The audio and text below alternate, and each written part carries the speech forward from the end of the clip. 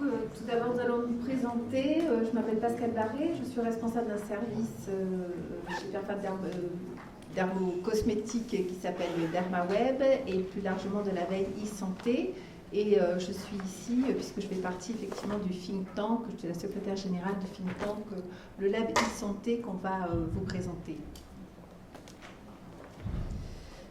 Bonjour à tous, je m'appelle Ivani Caillé, je fais également partie du think tank Lab e-santé, mais je suis aussi responsable d'une association de patients qui s'appelle Rénalou, qui concerne les patients atteints de maladies rénales, concernés par des maladies rénales évolutives, la dialyse ou la greffe. C'est une association qui a une spécificité puisqu'elle est née sur Internet il y a maintenant 13 ans et que beaucoup de ses activités aujourd'hui font appel au digital. Alors quelques mots sur le Lab e-santé. C'est une association ancienne qui a sans doute été précurseur puisqu'elle est née en 2002. Elle s'appelait jusqu'à une date très récente Isidore. Et le Lab e-santé, c'est ce qu'on appelle un think tank, c'est-à-dire un lieu où des personnes issues de différents horizons se retrouvent pour réfléchir ensemble à une thématique commune, en l'occurrence la e-santé. Et ce que fait Isidore et maintenant Lab e-santé, c'est produire des connaissances nouvelles, notamment en mettant en œuvre des enquêtes sur les usages de la e-santé, dans le but d'émettre des recommandations autour de ces thématiques et de se questionner un peu sur les enjeux que représente la e-santé. Et donc Lab e-santé regroupe des personnalités issues de plein d'horizons différents, je l'ai dit, qui s'organisent en différents collèges.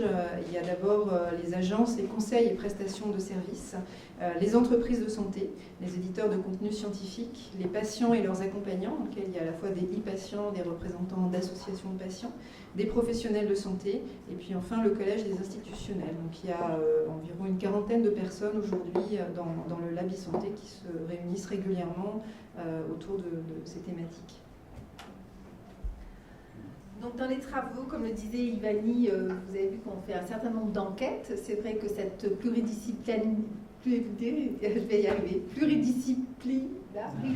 oui, ça y est, effectivement nous permet d'atteindre un très large panel de personnes.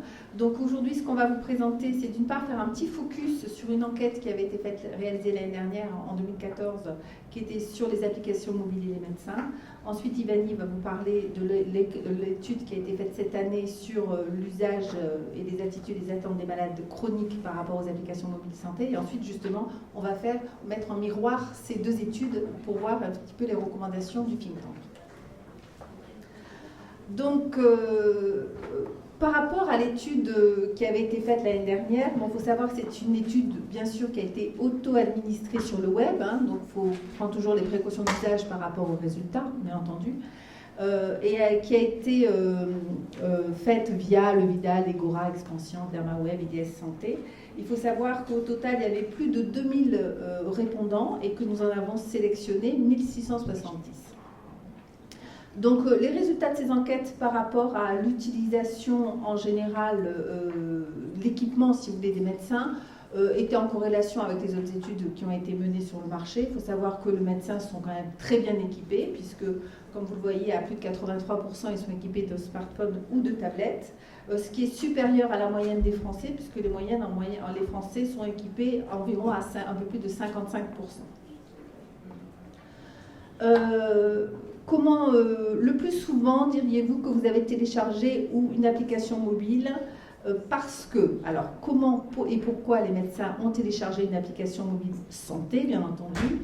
Il faut savoir que la plupart du temps, c'est parce que les téléchargements viennent surtout des conseils de leurs pairs. Donc, c'est quand même étonnant quelque part de se dire que c'est uniquement par le conseil de leur père, la plupart du temps, qu'ils ont téléchargé des applications mobiles santé. 6 professionnels de santé sur 10 déclarent utiliser des applications mobiles pour leur pratique. 35% ont téléchargé ces applications car elles les utilisaient déjà sur d'autres supports. Donc c'est vrai que c'était, souvent si c'est Vidal, c'était Vidal papier ou sur Internet. Et 24% le faisaient en faisant une recherche par hasard, et 18% car l'application leur avait été conseillée, et 13% car ils en connaissaient l'éditeur. La relation médecin-patient doit progresser dans le conseil digital parce que certes, si les médecins sont devenus des utilisateurs d'applications mobiles de santé pour leur pratique, aujourd'hui, ils ne sont pas du tout tournés vers les applications mobiles patients. Donc ça, c'était l'année dernière, mais cette année, ça n'a pas changé. C'est vrai qu'on voit que le médecin ne charge qu'une fois sur 4 une appli destinée aux patients pour voir ce que c'est. Souvent, ça a été par erreur d'ailleurs. Et il n'y a que 9%, seulement 9% pour une prescription. Donc il y a un gros delta des usages de ce côté-là de la France par rapport aux pays anglo-saxons.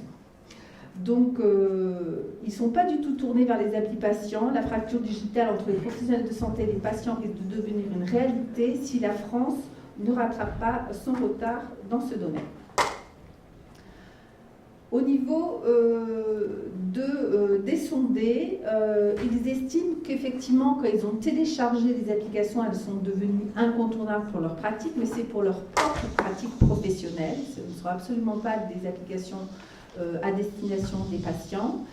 Pour qu'ils les utilisent et qu'elles deviennent incontournables, il faut qu'elles soient connues, reconnues, recommandées. Vous voyez qu'en général, elles sont téléchargées moins de 5 en 6 mois. Donc, elles sont quand même assez téléchargées, mais après, il faut qu'elles soient utilisées, parce qu'il y en a beaucoup, effectivement, qui sont abandonnées. Donc là, on verra dans les recommandations que l'important, c'est quand même l'usage et la praticité de l'application, et le fait qu'elle soit utile qui est importante. Donc les recommandations sur des applications mobiles à destination des médecins, les recommandations du Lab e-santé, c'était premièrement de partir du besoin et de l'usage. Ça, c'est très important. Il faut partir de la cible, bien entendu. Il faut que l'émetteur s'intéresse à la cible. Prévoir une utilisation multi-support. Il faut que ce soit responsive design. Il faut qu'on puisse l'utiliser aussi bien sur les smartphones que sur les tablettes. Privilégier la pratique. Il est certain que toutes les applications qui sont gadgets ne vont pas fonctionner, ou en tout cas pas longtemps. Simplifier l'utilisation. Il faut que quelque part ce ne soit absolument pas chronophage. Au contraire, il faut que ça fasse gagner du temps, surtout aux médecins. Donc éviter des inscriptions, des logs, des clics inutiles. Communiquer, faire savoir. Vous avez vu que la plupart du temps, effectivement, c'était par ses pairs qui s'appropriaient une application mobile. Donner confiance, le contenu doit être riche, les mises à jour doivent être très courantes. Utiliser les communautés, le partage d'expérience, puisque là, on le redit, mais effectivement, le partage d'expérience entre pairs est important. Si c'est payant, s'il y a de publicité, il faut que ce soit fait de manière modérée et surtout en parler aux patients, parce que l'idée, c'est de partager effectivement ces applications mobiles et de développer des applications mobiles en partenariat avec les patients, mais c'est ce dont va vous parler Ivani tout de suite. Donc je vais évoquer une autre enquête qui a été réalisée récemment et qui concerne cette fois-ci les usages, les attitudes et les attentes des malades chroniques par rapport à la santé mobile et connectée. Cette enquête, elle a été réalisée par des questionnaires auto-administrés exclusivement sur le web via un questionnaire SurveyMonkey et puis également sur Doctissimo. Et puis elle a été promue via Doctissimo auprès notamment des usagers des forums et aussi par différentes associations de patients qui ont été associées à l'enquête. Donc j'en cite quelques-unes, ACS France, l'Association française des diabétiques 75, l'ANDAR, la Fédération française des diabétiques, le LMC France, Rénalou, Vivre sans thyroïde, et puis également par des membres du Lab e-santé. Et elle s'est déroulée sur un mois, du 20 février au 20 mars 2015. Et au total, on a retenu 2226 questionnaires de personnes malades chroniques résidant en France, âgées de plus de 18 ans, qui ont été pris en compte pour l'enquête. Alors, quelques mots sur de qui on parle. On voit que parmi les répondants à l'enquête, on a à peu près un quart d'entre eux qui sont en fait des patients atteints de diabète. Et c'est un phénomène notable parce qu'on peut imaginer que les patients diabétiques sont peut-être des usagers plus intenses des solutions e-santé, M-santé. Et on peut évoquer comme explication le fait que dans le diabète, il y a de manière historique des dispositifs qui sont devenus des dispositifs médicaux connectés comme les lecteurs de glycémie et donc probablement une acculturation assez importante d'ores et déjà à ces outils. Et puis en seconde position, alors il y a un fourre-tout qui s'appelle autre, dont on ne sait pas très bien de quelle maladie chronique il s'agit, et on voit juste derrière l'hypertension artérielle, ainsi que quelques autres pathologies. J'espère que vous pouvez lire de quelle pathologie il s'agit. Alors, d'abord, est-ce qu'on peut dire que les malades chroniques sont équipés ? Alors là aussi, on va prendre quelques précautions, puisque je rappelle que l'enquête a été administrée uniquement sur Internet, donc ce sont déjà des internautes qui ont répondu. Et puis, elle a également été promue très majoritairement par des associations de patients, donc auprès de leurs adhérents, auprès de patients qui sont probablement très engagés, qui utilisent les outils digitaux des associations de patients, et notamment le site web, parce que les associations ont communiqué vers leurs adhérents via des outils Internet. Donc voilà, ça fait que c'est probablement des résultats qui ne sont pas transposables à l'ensemble de la population des malades chroniques. Parmi les répondants de l'enquête, 71% sont équipés en smartphone ou en tablette, donc un taux qui là aussi est supérieur à la population générale, sans toutefois égaler celui des médecins. Et donc, être équipé d'une tablette ou d'un smartphone est-il synonyme d'être mobino de santé, c'est-à-dire de télécharger et d'utiliser des applications ? Pas tout à fait, puisque parmi eux, seulement 1 sur 5 a déjà téléchargé une application mobile santé, donc un taux qui reste relativement faible et inférieur au taux d'usage des médecins. Donc on leur a demandé pour quelles raisons ils n'avaient pas téléchargé ni utilisé d'application, et la raison principale, c'est pour près d'un tiers d'entre eux qu'ils ne savent pas ce que c'est. Donc on voit probablement un déficit de communication et de pédagogie sur ce que c'est qu'une application mobile santé, ce que ça peut apporter à une personne malade chronique. La deuxième raison, c'est je n'en vois pas l'utilité, mais en même temps, s'ils n'en ont jamais téléchargé, on peut comprendre qu'ils ne voient pas très bien à quoi ça sert, et ça rejoint les enjeux de communication. Donc probablement quelque chose, un enseignement à tirer à ce niveau-là, d'autant qu'on a vu que les médecins leur en parlaient très peu, seulement 4% des médecins évoquent les applications digitales auprès de leurs patients. Donc probablement quelque chose, une conclusion à tirer au niveau de la manière dont les patients se voient conseillés ou pas et sont informés sur ces applications. Alors, parmi ceux qui n'avaient jamais téléchargé, on leur a demandé s'ils pourraient changer d'avis, c'est-à-dire s'ils accepteraient de le faire. Et on voit que plus de la moitié d'entre eux accepteraient si leur médecin le leur conseillait. Donc on voit bien le rôle et la confiance en son médecin qu'on retrouve dans plein de domaines entre la relation patient-médecin. C'est probablement le référent le plus important des patients à tout un tas de niveaux. Et pour autant, c'est un rôle qu'aujourd'hui les médecins ne remplissent pas. Et puis 27% d'entre eux sont des irréductibles et de toute façon ne sont pas prêts à télécharger. Voilà.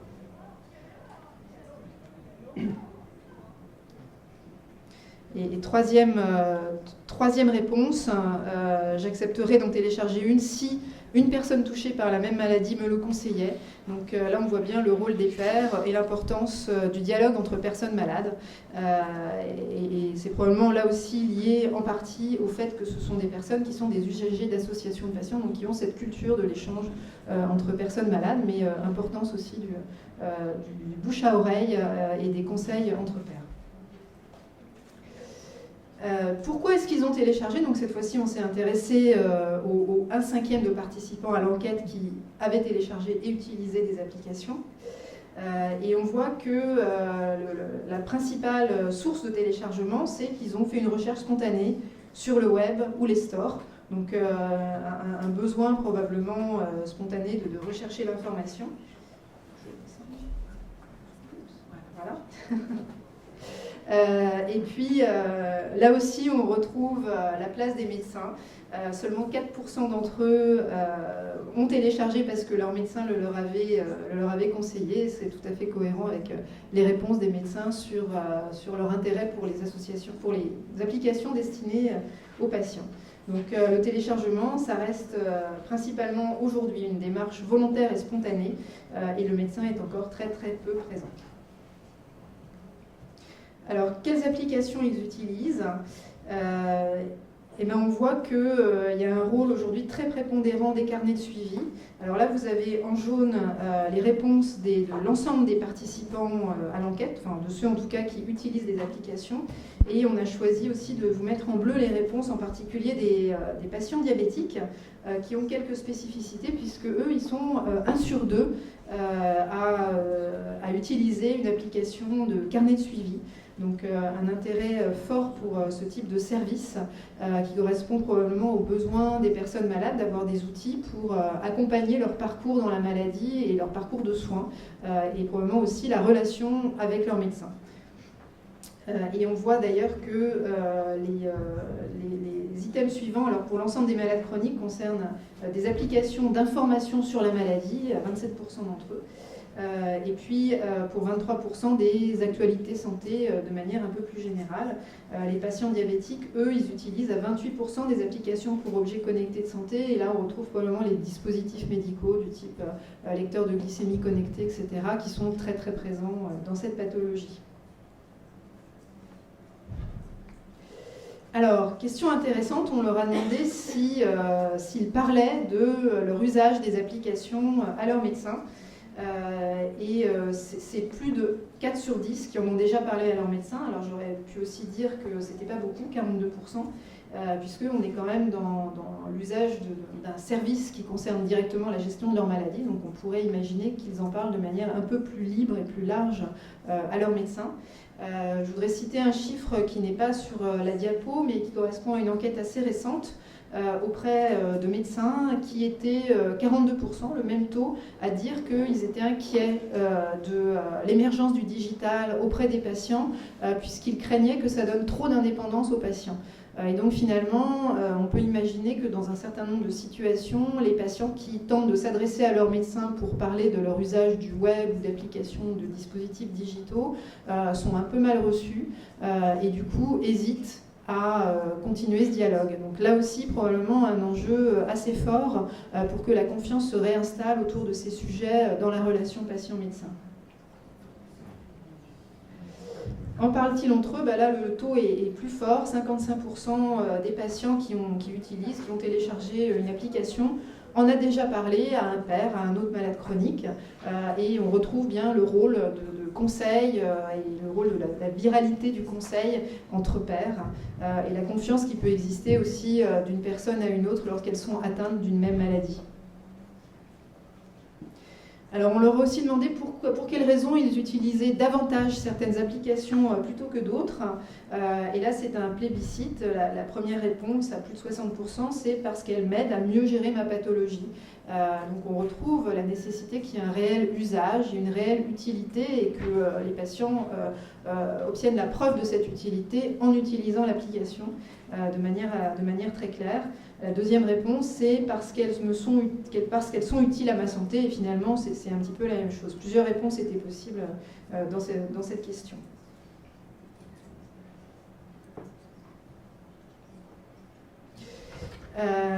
Donc, la question de la confiance, on a demandé aux patients qui avaient téléchargé une application quel était leur niveau de confiance dans l'usage de cette application ou de ces applications.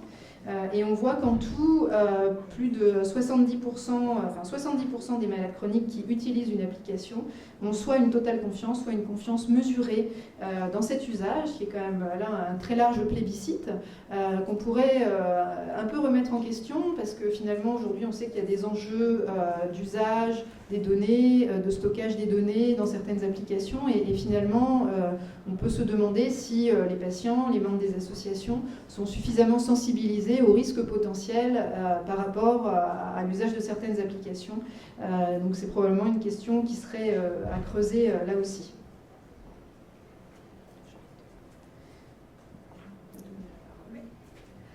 Donc si maintenant on fait un petit peu le corollaire entre ces deux études, qu'on les rapproche, on peut se poser la question, effectivement, professionnels de santé et malades chroniques vers une nouvelle alliance thérapeutique mobile. Donc, qu'est-ce qu'on voit? C'est que vraiment la relation reste à construire. Hein. Comme le disait Ivani, vous avez vu que les médecins et les patients sont connectés. Hein. En tout cas, ceux qui ont répondu à nos études, hein, à peu près dans les mêmes proportions, 85-71%. Bien entendu, il faut faire attention au décalage numérique qui peut exister. On se doute bien que même dans notre enquête, il y a un certain nombre de patients et de médecins qui sont hors de cette enquête. Donc, il ne faut pas oublier ces personnes-là en fonction de l'âge, bien entendu. Et on voit qu'il y a vraiment un grand besoin d'accompagnement et de communication sur les terminologies, puisque vous voyez que 31% ne savent pas ce que c'est une application mobile, une map. Hein, donc il y a vraiment l'intérêt d'une littératie numérique.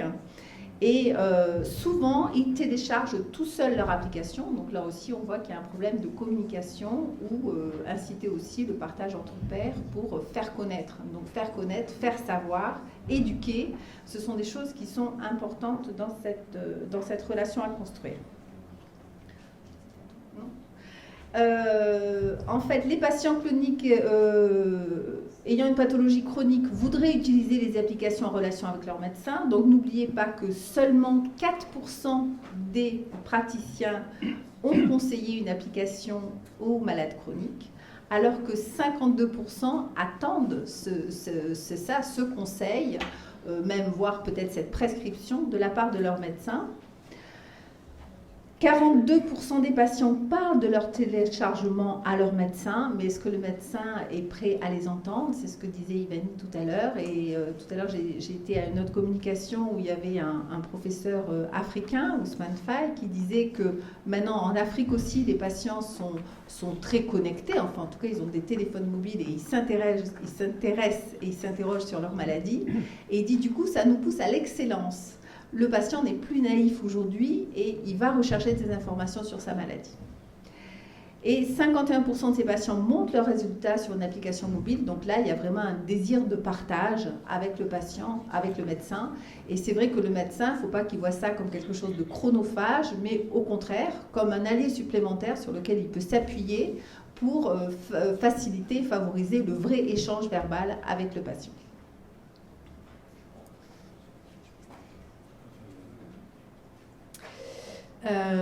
Donc il y a une nécessité à renforcer la confiance des médecins dans les applications santé, mais aussi à les inciter à s'intéresser davantage aux applications santé destinées aux patients, à leurs patients, de manière à ce qu'ils puissent les leur proposer. Et cette confiance, elle passe probablement par la démonstration que des patients, comme le rappelait Pascal, des patients moins naïfs, plus engagés, vont donner lieu à des relations plus riches et plus intéressantes, et que finalement c'est une évolution souhaitable mais aussi indispensable de la médecine. Le patient doit être aidé dans l'usage du numérique santé. On l'a vu, il y a seulement 1 patient sur 5 qui télécharge, donc il y a encore une méconnaissance et une nécessité de pédagogie autour de ces différents enjeux. Et puis les applications doivent être utiles et simples, mais ça c'est la nécessité d'usage et de toute façon on sait bien que c'est la seule condition pour laquelle une application peut avoir une pérennité et être utilisée au long terme. Et elles doivent aussi être gratuites, en tout cas pour les patients, c'est quelque chose qui semble aujourd'hui indispensable. Et donc les applications, il est très souhaitable qu'elles soient développées en partenariat et en co-construction depuis l'origine de l'idée, depuis l'analyse du besoin jusqu'au déploiement, en collaboration entre les associations de patients, les médecins et autres professionnels de santé et les industriels. Alors on va vous synthétiser en 5 points clés les recommandations du Lab e-santé autour des applications en santé. Donc, toujours partir du besoin, bien entendu. Hein. C'est vrai que très importante, c'est en amont, en fait, avant même la création et l'idée, qu'on est au moment de l'idée de créer une application mobile santé, il faut déjà s'entourer de patients, d'associations de patients, pour vraiment, et de soignants, pour qu'il y ait effectivement ce regard pluridisciplinaire sur ce que cette application mobile pourrait effectivement apporter. Il ne faut pas oublier que le partage d'expériences, comme on dit, maladie scientifique et maladie au quotidien, il n'y a que le seul patient qui est capable de dire ce qu'il vit au quotidien et de et de nous dire qu'est-ce qui serait utile pour lui, pour une meilleure prise en charge de sa maladie.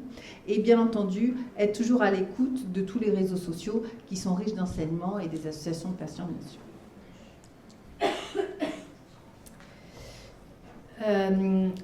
La deuxième recommandation, c'est des objectifs partagés, à la fois l'utilité et le gain. Les applications, elles doivent apporter la preuve aux médecins qu'elles vont être utiles à la prise en charge du patient, que ce soit des applications destinées au médecin lui-même ou des applications qu'il va recommander à son patient. Ça doit aller dans le sens d'une amélioration de la prise en charge et ça doit le prouver. Et pour le patient, ça doit être au bénéfice de sa santé, de sa bonne gestion et finalement de sa vie. Alors on peut parler d'empowerment, c'est-à-dire tous les moyens qui vont contribuer à ce que le patient puisse mieux vivre avec sa maladie, ses traitements.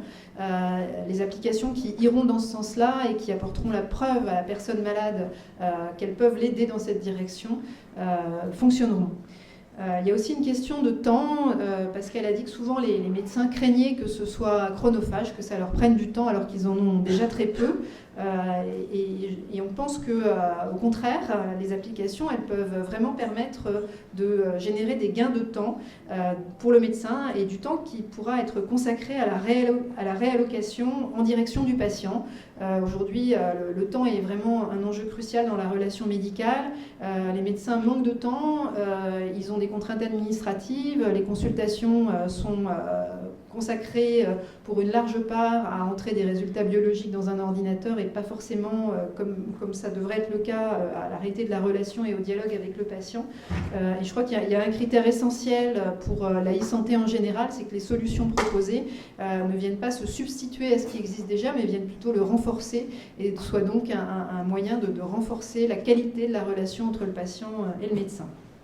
Et donc l'idée, c'est vraiment une convergence des buts des patients et des médecins vers un meilleur partenariat et une forme nouvelle et plus efficace d'alliance thérapeutique grâce à ces outils.